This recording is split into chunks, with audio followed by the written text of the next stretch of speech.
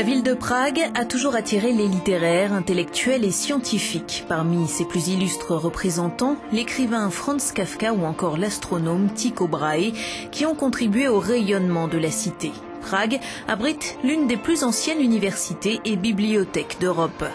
Pérenniser les originaux qui sont conservés ici et en démocratiser la diffusion, c'est l'ambition d'Adolf Knoll. En tant que vice-directeur de la Bibliothèque nationale tchèque, il a la responsabilité de mettre en place une bibliothèque digitale. Depuis plus de 10 ans, lui et son équipe scannent des œuvres remontant au XIIIe siècle. Pour cela, ils ont recours à un appareil spécialement conçu à cet effet. Il est équipé de lampes dont la lumière ne chauffe pas pour ne pas endommager les originaux. Le procédé est bien plus délicat et complexe que pour scanner et numériser les pages d'un livre contemporain.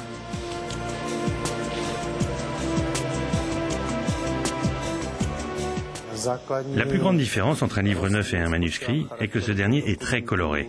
Les scientifiques doivent bien sûr pouvoir lire le texte, mais ils ont aussi besoin du document dans ses couleurs originales pour étudier les images, les lettres et la qualité du papier. Dans un livre normal, la lisibilité du texte est le plus important. Pour un manuscrit historique, il faut préserver l'authenticité autant que possible pour restituer toutes les informations. Depuis l'année dernière, cette équipe travaille en coopération avec 18 autres bibliothèques nationales sur la création d'une bibliothèque numérique européenne. Un projet est subventionné par la Commission. Objectif, l'avoir doté d'ici 2010 d'au moins 6 millions de livres virtuels. Or, c'est un travail minutieux. Ici, la moyenne est d'une 50aine de pages par jour. Pour un livre entier, il faut compter une semaine. Nous avons fait une demande pour participer au programme Enrich. Dans le cadre de ce projet, nous avons 18 partenaires de divers pays européens, comme l'Espagne, la France, le Royaume-Uni et les nouveaux États membres. Dans les 3 années à venir, nous espérons réunir les données de nos institutions. Pour le moment, ces documents sont encore très dispersés. Ensemble, nous serons en mesure d'offrir un excellent service aux chercheurs.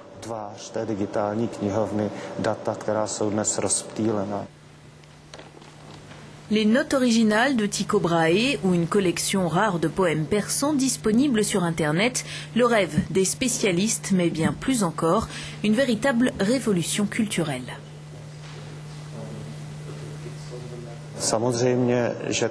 Évidemment, nous rendons les manuscrits accessibles à un large public et cela crée aussi plus de compétition entre les scientifiques, ce qui stimule la recherche sur ces documents. Mais les chercheurs ne sont pas les seuls concernés. Bien d'autres utilisateurs en profitent. Nous avons par exemple une bonne expérience dans le milieu scolaire.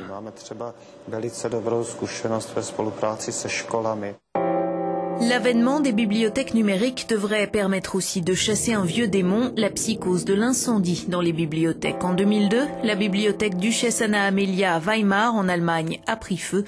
Plus de 50 000 livres ont été réduits en cendres. Lire des livres sur écran d'ordinateur, une perspective qui n'a rien de rédhibitoire pour l'eurodéputé conservateur Jaroslav Zverina.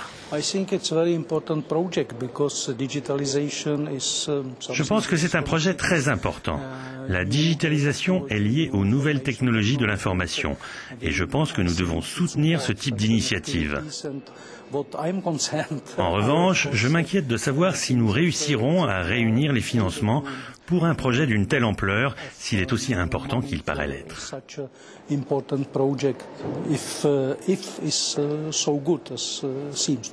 La Commission des affaires culturelles du Parlement européen présentera mi-juillet un rapport sur la suite du projet de bibliothèque numérique. Car même si toutes les familles politiques s'accordent sur l'intérêt de ce nouvel accès au savoir, de nombreux obstacles demeurent. Dans un rapport, Marie-Hélène Descamps évoque le problème du financement, mais aussi celui des droits d'auteur et le fait que la législation diffère d'un État membre à l'autre. Cet autre élu du groupe des Verts souligne la nécessité d'avancer sur le cadre juridique. Je pense qu'il est nécessaire que la Commission à Bruxelles discute avec les ministres de la Culture et les États membres sur ce point, sans quoi nous n'aurons pas de règlement uniforme et la bibliothèque numérique ne pourra pas être opérationnelle. La question la plus pressante est celle du financement. Laisser interférer les intérêts privés tels ceux de Google dans le patrimoine public, l'ancien président de la Bibliothèque nationale de France s'était déclaré contre il y a 2 ans. Le risque de Google à nos yeux, c'est le risque de tout monopole.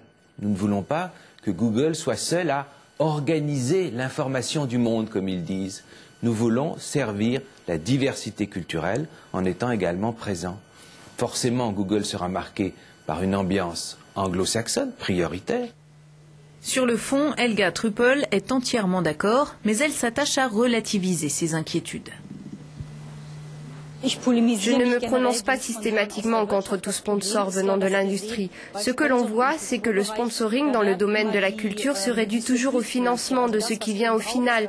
Le secteur privé s'investit de préférence là-dedans. Mais le financement de base, nous devons l'assurer avec les budgets publics si nous voulons progresser dans la numérisation.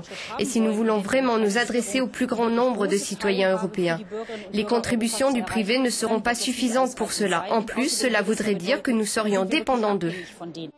À Prague, Adolf Knoll ne comprend pas ces réserves. Lui espère une offre de Google. Le géant américain a commencé à mettre en ligne des livres issus des bibliothèques américaines et britanniques, et ce, gratuitement. Il vise les 15 millions d'exemplaires. Coût de l'opération, 150 millions d'euros, le triple de ce que la Commission a prévu de débourser. Pour Jaroslav Zverina, en signant avec Google, l'Europe ne mettrait pas pour autant en péril son projet.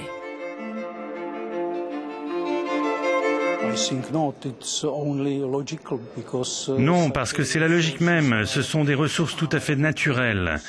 Qui est intéressé par cette affaire? Ce sont les entreprises et les individus qui travaillent dans le domaine des technologies de l'information.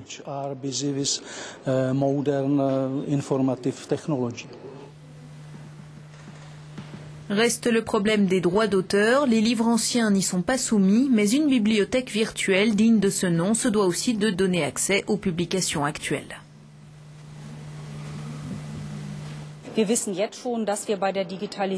Nous savons désormais que la numérisation et Internet favorisent le téléchargement illégal.